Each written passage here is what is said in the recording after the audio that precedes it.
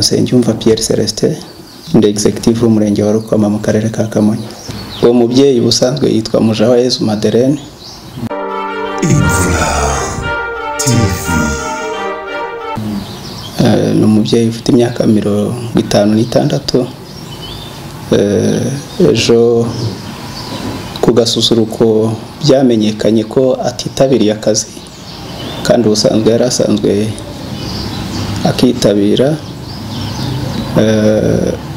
Abaturage baza kutumenyesha ko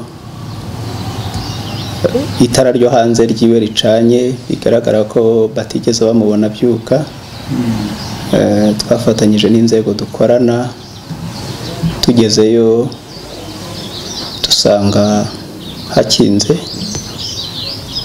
dukoresha uburyo bushoboka turahakingura.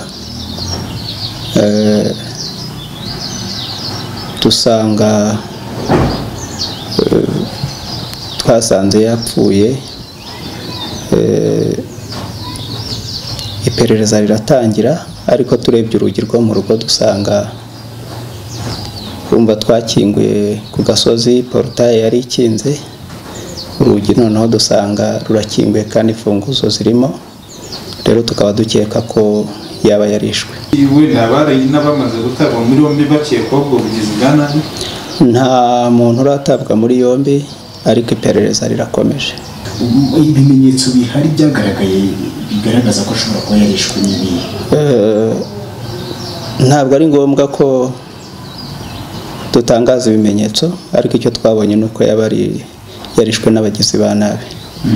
Hanyuma yari mu barokotse jenoside yakorewe Abatutsi? Yego, Mujawayezu Madeleine yacitse ku icumu rya jenoside kuko umugabo we yishwe muri jenoside. Urupfu rwe noneho rutunguranye rwaba hari aho ruhuriye n'ibihe tugiye kwinjiramo byo kwibuka, wenda bigendanye n'amateka? Haba hari igihe yahozwagaho n'ubundi na mbere bikaba byasangishwa n'ibihe tugiye kwinjiramo?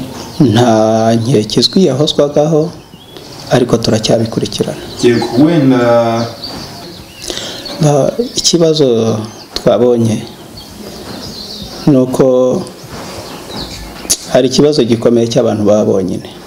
Yabaga wenyine mu nzu.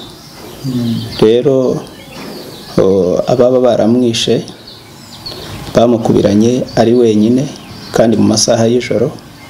Ikigaragara, kubera ko urugi rwo mu rugo ntaho bigaragara barwishe kandi twasanze bikinguye, birashoboka ko bashobora kugira imfunguzo zihafungura, ariko ikigaragara iyo aza kuba abana n'undi muntu haba harabayemo gutaka abantu bagatabarwa. Yego, ubutumwa bw'ihumure muha famiye ye ndetse n'inshuti ze n'abandi bamuzi nubuhe?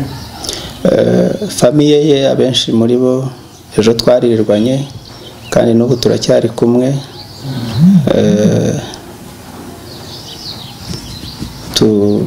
Twaraye tuganiriye n'abari bahari, twaganiriye, twabasabye kwihangana, ariko nanone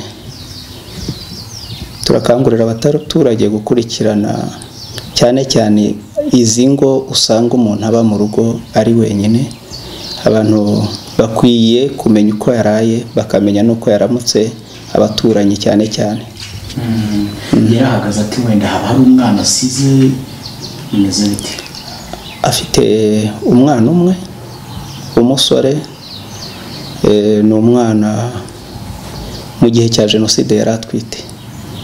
Uwo mwana niwe yaje kwibaruka, nta wundi yigeze abyara, nta nubwo yigeze yongera gushaka. Umugabo we yishwe muri jenoside. Imfura TV.